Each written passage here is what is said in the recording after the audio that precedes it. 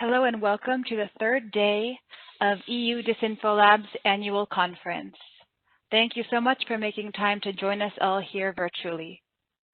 During this week-long conference, we are exploring the many aspects of disinformation with speakers from around the world, from different disciplines and different perspectives. We've had 2 days of insightful interventions already. We've discussed the issues of programmatic advertising, which can provide a business model for disinformation. And we've also discussed how our own cognitive biases can make us susceptible to dis and misinformation. Today's session will focus on content moderation and the complex issues this raises for freedom of expression, as well as pathways forward through these challenges through regulation and beyond it. It is my pleasure to introduce Emmanuel Choquette, who will begin today's events by speaking about humor.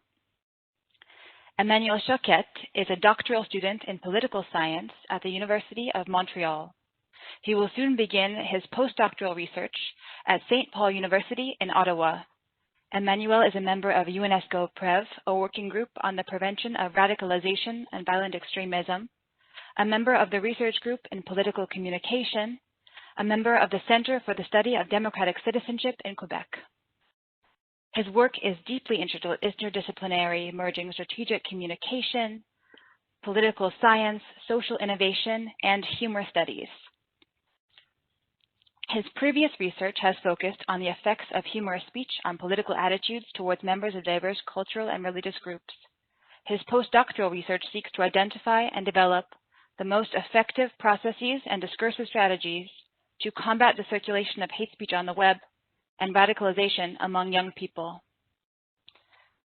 I'm about to give Emmanuel the floor, but first I will give a quick reminder to the audience that we are recording this session, so please bear this in mind. We want to make the sessions available to wider audiences after the conference. Also, I'll ask you to please direct your questions for Emmanuel into the chat by clicking to reply to everyone. Our chat moderators will be collecting your questions for the Q&A afterwards. So without further ado, Emmanuel, you have the floor.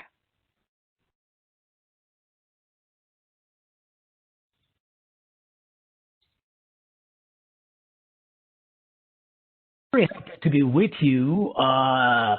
Thank you, and thank you for having me. It's a real honor to be with you today. I don't see my PowerPoint already. Oh, here it is, I suppose. Yes. Okay. And I will discuss you about. Here's the title. It was just a joke. Where does humor sit between free speech and hate speech? I will take the control of the PowerPoint. All right. First of all, thank you for the title. It is not coming from me. It is the organization that proposed this title, and I really appreciate. So I decided to keep it. I have a presentation in 4 times. The first one. Sorry. Click here. Won't be long.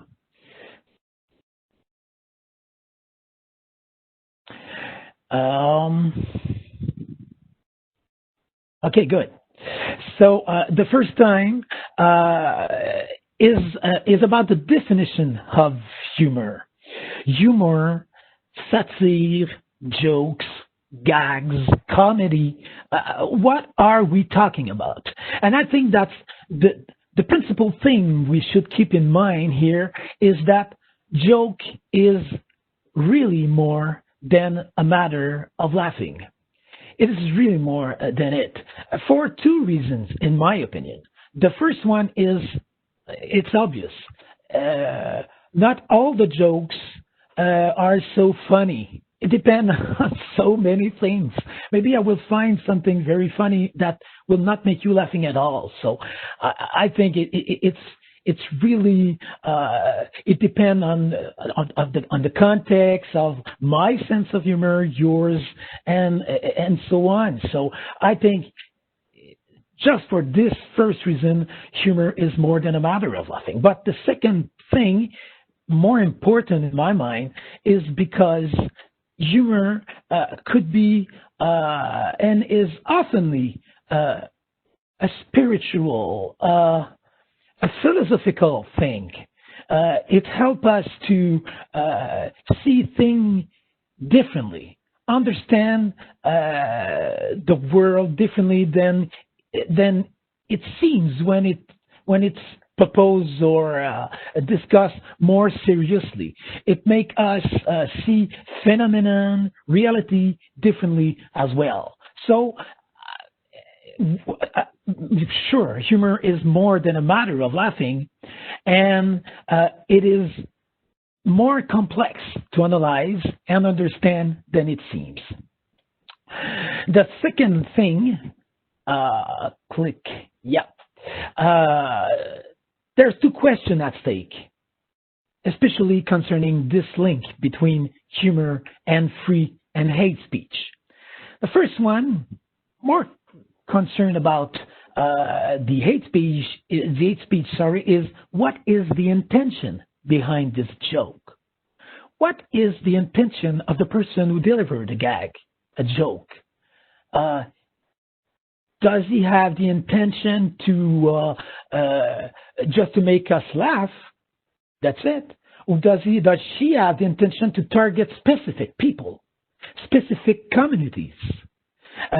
Is it a violent intention to suggest to act violently against some people using humor to make us acting or hate someone else or hate other kind of people? And this intention is truly not easy to define, to observe, to be sure that what is really in mind in the mind of a person that deliver a joke or a gag that target a specific people or specific community, or said something that we're not finding so laughing, so funny. Sorry.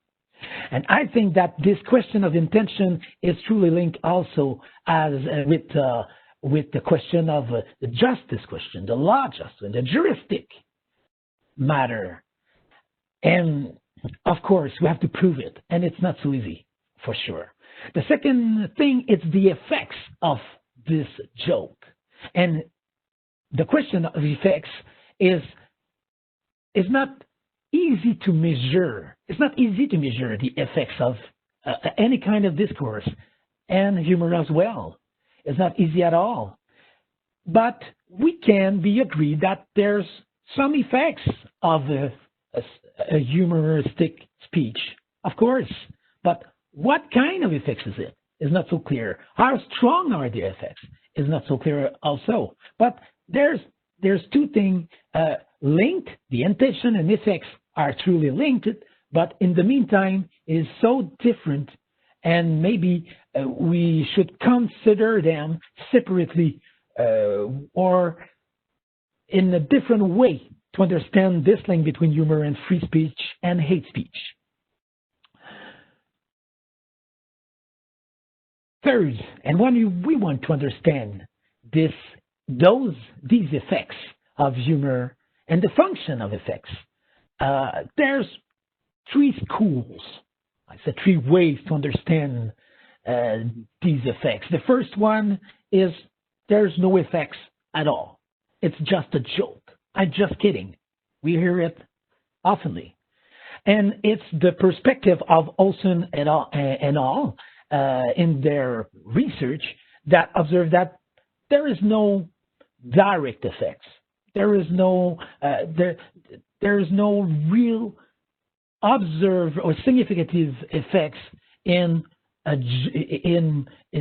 concerning a joke that can affect our attitude, our political, our social attitude. No, nothing more than other kind of speeches they mean. But the second observation, the second ways is sure there are effects, there are function, and it is positive effects. Humor reduces tension. it's a stress relief. Humor helps to understand people and differences more and easier than before, than when we are talking seriously. We can use humor to talk about, difficult or hard subjects. It builds bridges. That's the point of view of Begag, Jérôme, Charado, and a lot of researchers. But at the opposite, we found that humor can also stigmatize people and feeds prejudices and stereotypes. Baskin, Weaver, Kemeny underscore it. And mean also that even when we don't want to stigmatize people, we just want to make a joke toward community using stereotypes, even if we are coming from these communities, even if we are coming from minorities, it could feed the stereotypes as well. So it's kind of surprising. Of course, those three ways, and especially the third and the second and the third one, are not exclusive. We can sometimes see both in the meantime, but we should keep in mind that these effects are observed when we are looking and measuring the effects of humor on social and political attitudes.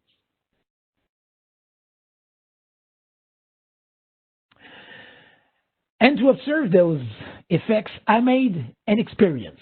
I made an experience in Quebec context.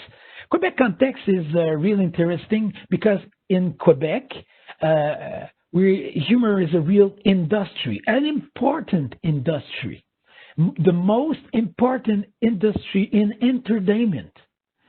So it's truly important here, and I want to observe the effects of a speech that contain stereotypes towards diversity, member of diversity, ethical and religious diversity. I made this experience with 187 participants divided into two groups. Half of these groups were exposed to content conveying cultural and religious stereotypes. The other half exposed to humorous content without such stereotypes. I resume the experience for sure.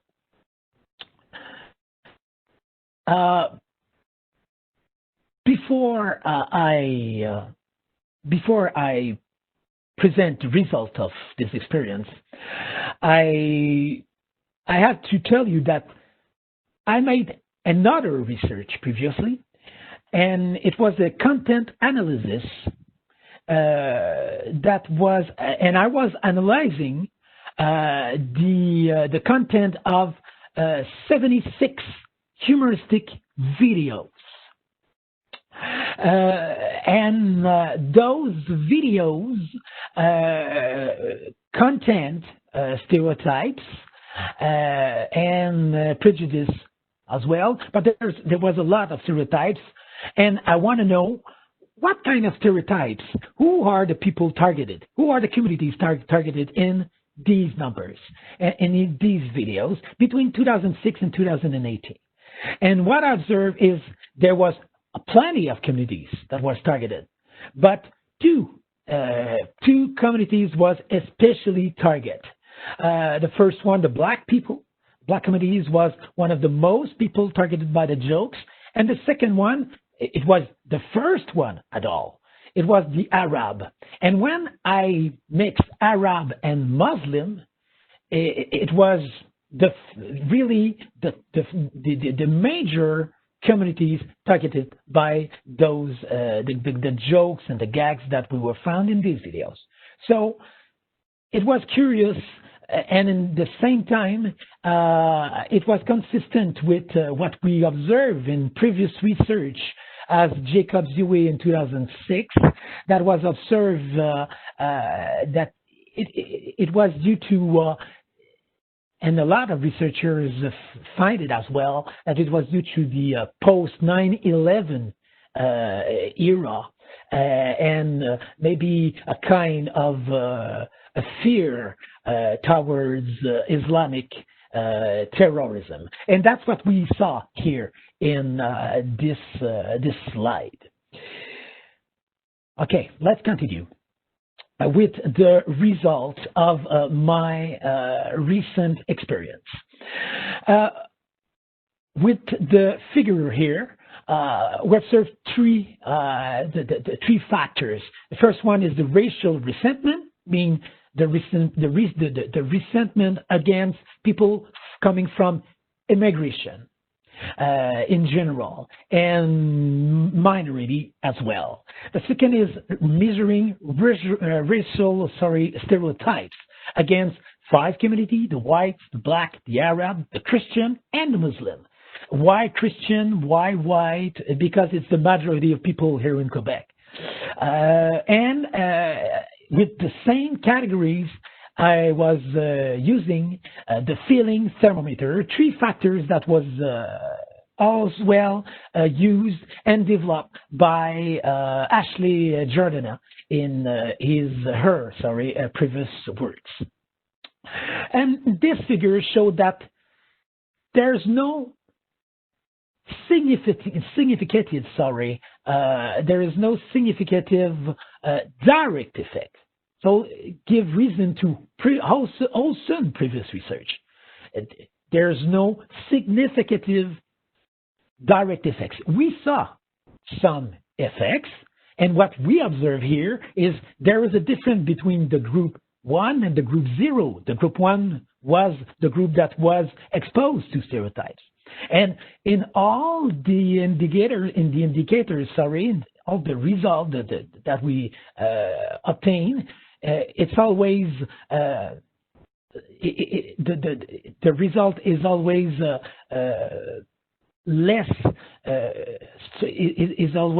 less important between the group 1 and the group 0. So we observe a difference between the 2 groups, but there is no significant differences.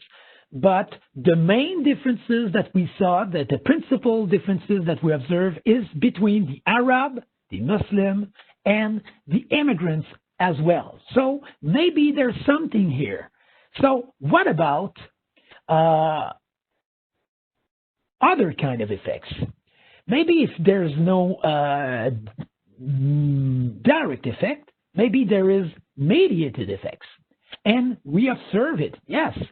I think that it could depend on maybe other factors that can play a role in being more vulnerable when we are exposed to a stereotype's humor content. And that's what this figure shows. It figures that particularly in religious participation. So that means that people that are more interested in religion, that participate more and actively in religious practicing and religious activities are more vulnerable, could be more vulnerable, could have negative perspective, especially towards Arabs and Muslims. And these results was observed with the 2 other factors as well. So the religion of the majority play a role to have a negative perspective of the people from Muslim, from the Islamic religion, and towards Arab, as we might see, as we will see here. But it's not the only mediated effects that have that we observe that play a role here. Humor interest play a role as well, and it's still against or towards Arab and Muslims community. And I ask the question: is it a matter of legitimization? Because there's a previous research, Donegal Young in the United States observed it, it's a kind of legitimization. That means that when you are finding something funny, you are less you are taking care lessly, if I could say, of what is the content of the humor. You accept even some ideas that you should not accept in other way. So it could be a legitimization question, but I think it's a good idea to go further in this question and make other research to have to have an idea, precisely idea about this link between humor interest and the perspective towards diversity, Arab and Muslim especially. So, what to retain here? What is my conclusion? First of all, the big conclusion, as you maybe understand, and by the way, really sorry for my sometimes bad English. I trying to be clearer than possible. Sorry if I made mistakes. The conclusion is humor is a serious thing, and I think we have to understand is humor, yes, it is funny, but it is a serious thing as well. But for specific conclusion, the first one is, like any time of discourse, humor can contribute to the construction of our perception. So humor is not different than other kind of discourse. Humor have an influence of how we see the reality, how we interpret the phenomenon that are gravitating around us. Evaluate the effects of humor means taking into account intermediate factors. Yes, there's maybe if they're not, it does not mean that there's no direct effect, there's no effect at all. As well is the same thing for other kind of speeches as well. These factors certainly contribute to making certain categories of people more vulnerable. You are more vulnerable maybe if you are a person that is more interested in religion. Maybe it is possible in this experience. That's what we observe. Depending of the age, depending of your humor interest, depending of so many factors. So, in my opinion, it is a mistake to say that there is no effects. Gag is not just gag. It has effects. And in this link between the hate speech and the free speech, we should keep in mind that no intent doesn't mean no effect. So it does not mean that we should shut up. We should don't tell this joke because you're going to shock somebody. No, I don't mean it. I don't mean it. But we have to know that it can shock. It has effects. And even if you don't mind when you are saying jokes that contain stereotypes, it could help in feeding these stereotypes, even if you think it's the opposite. That's it for me. Thank you for your attention. Thank you for all. Wonderful. Thank you so much, Emmanuel, for this really interesting and in a lot of ways very sobering look at humor. It's a really excellent angle to add to our discussions about disinformation and content moderation and all of these things that we'll be discussing today. We have a few questions already. I'm going to share with you a question that relates to the quantity of online or of humor online. So this is a question coming from Sneha Mukhtarvi, who's asking about is the digital footprint, the quantity of humor online, is it substantial? Is it alarming from an academic perspective? How are you finding this? And do you have a sense of how you scan for it and how you flag it? Yeah, I think this question is really important because, and I think with humor and any kind of message or communication online is very complicated because there's two things here. There's the number the quantity that is very huge, huger than ever. We have access to information and to to gags online as we ever have access in all times. So I think this is very very important to understand. And this access and the plenty of numbers and the jokes and bad jokes and sad jokes and sometimes dangerous jokes that are online. There's so many jokes that maybe could give us the impression that there is a real problem here. It contributes to be less confident with each other, and I think that this is the second part of of my answer. Is there is a difference between the quantity that we saw online and the real effects. And it is not because there's a lot of jokes or even a lot of jokes that using hate speech of a way of hate speech that are circulating on the web that we are directly affected by it, and it will have direct effect and be less confident with each other and everything. I think there's two differences here. Humor, as I show, there's a cognitive effects. There's a cognitive, path that humor take, and this path is kind of different for each of us, and this path is working as well, even if we are in front of our computer and on Facebook.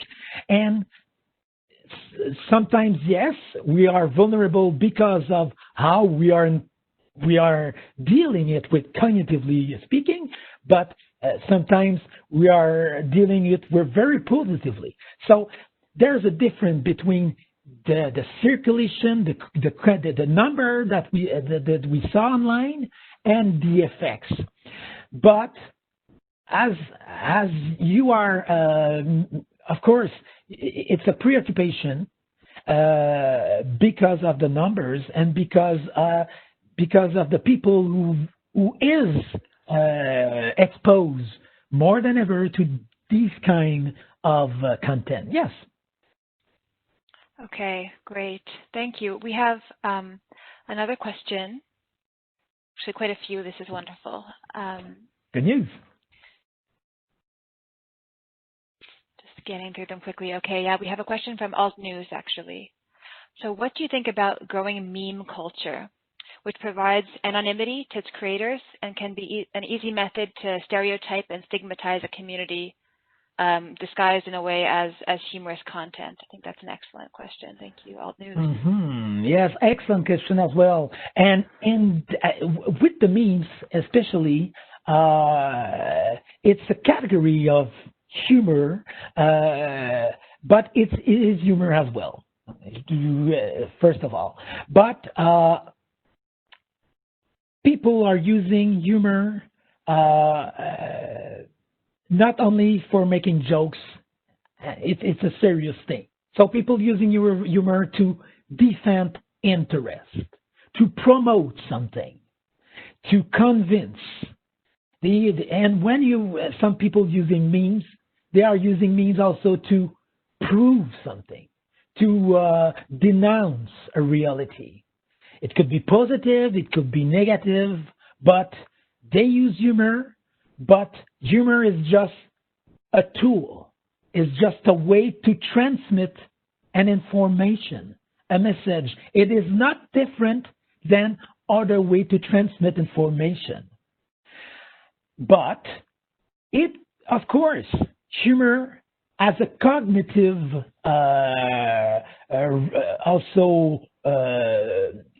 cognitive tool, reflex, will affect us sometimes differently. So for sure, it could be more easy to be agree with something when it's coming with in a laughing way. And in the meantime, it is not so clear that humor have a big power of conviction. The literature on it is not consensual. In the United States, I quote Donegal Young in my presentation, and Mrs. Young, Professor Young, showed that yes, humor could be a conviction tool, but it depends on mediated factors.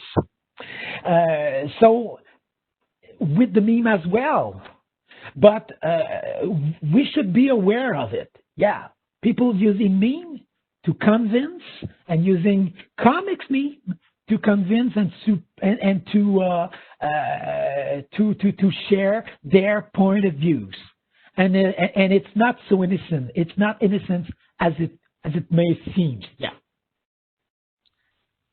Great. Thank you. We're getting a few questions that are, I think, a good connection to our panel this afternoon, getting at this issue of regulation. And how we should deal with humor as if it is, when it is, as you say, a very serious thing.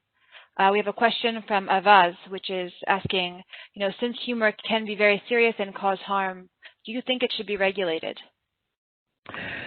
Oh, this is a big question. I don't think we should regulate humor. I don't think we can regulate humor. Regulate humor is you regulate free speech. I think as any kind of discourse, hate speech may not be tolerated. Racist speech may not be tolerated. Promote violence in a humor way must be not tolerated. Should not be tolerated. But I think we have to consider the juristic, the issue here. I'm not a jurist, so I'm not a law specialist. But I think that any state of right should have maybe more clear frontier between what is hate speech and free speech, but it will always be a struggle. It will always be a struggle because of the intention, and because of the liberty of our mind, the liberty of reflect about something. So it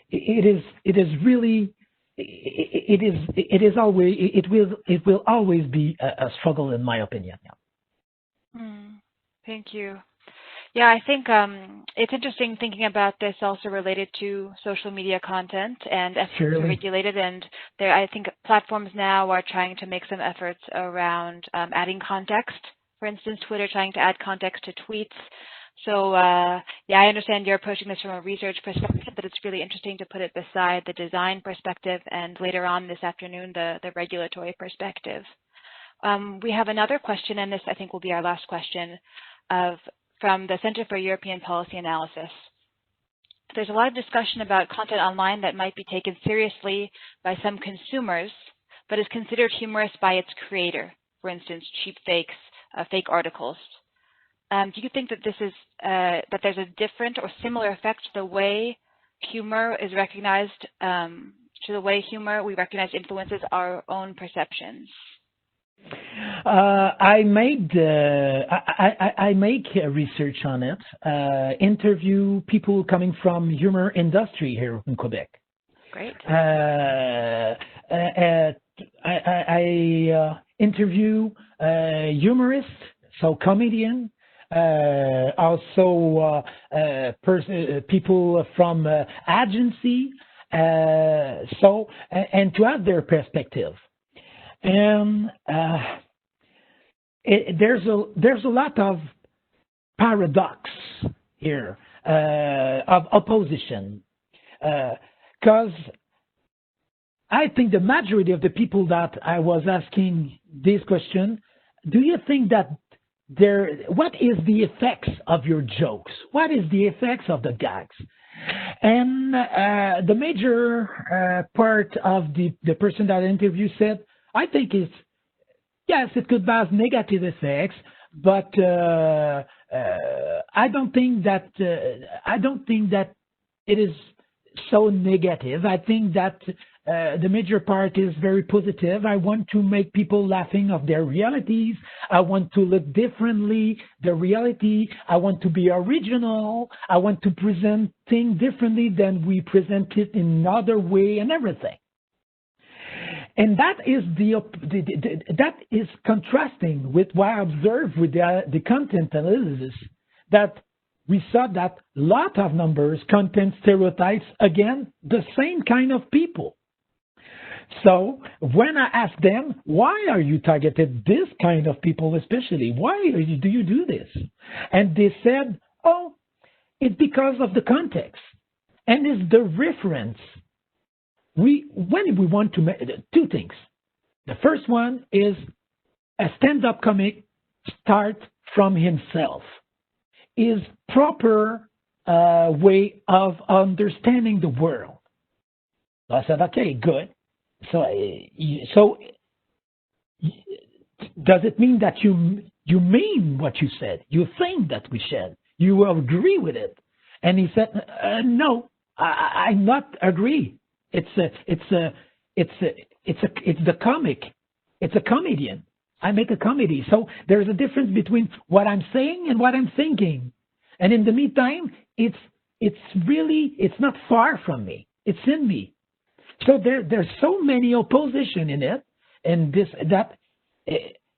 and what I observe is the people that are deliver the message, the comics, the creators, are not feeling so concerned about what they are saying, but they are saying that it's a personal thing in the meantime.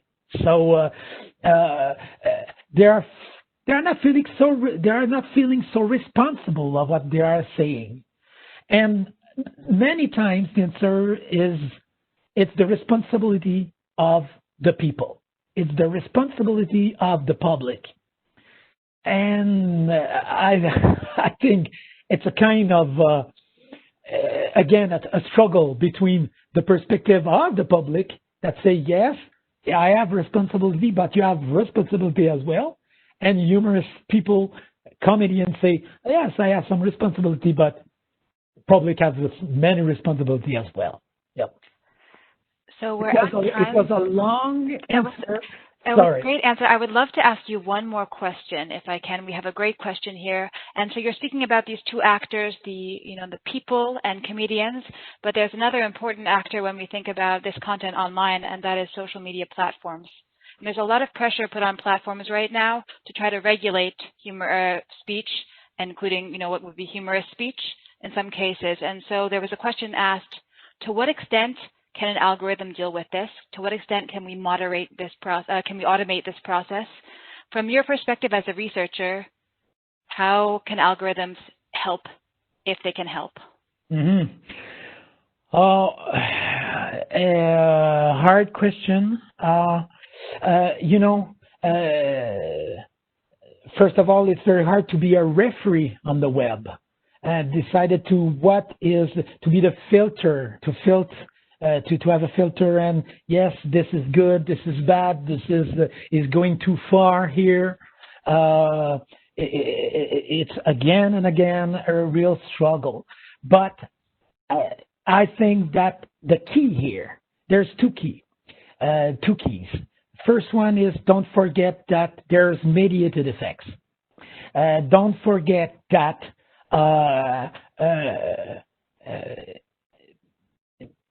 people going to be more vulnerable in different contexts when they are exposed to hate speech on the web, even in the humor way. So I think the second key, the second thing here is more important. It is, I think, the education. I think we should, as other kind of discourse, we should have a critic perspective. We should be aware of what we saw. We should understand. We should be more conscious of what is circulating on the web, even if it's gags and joke. We have this responsibility to teach our children, our friends, and for sure to teach ourselves about this reality. I think that this is maybe there is a key here, and if I could add, and it's going to be the part of my postdoc research and my next research, is what kind of tool we can use, what kind of humor is more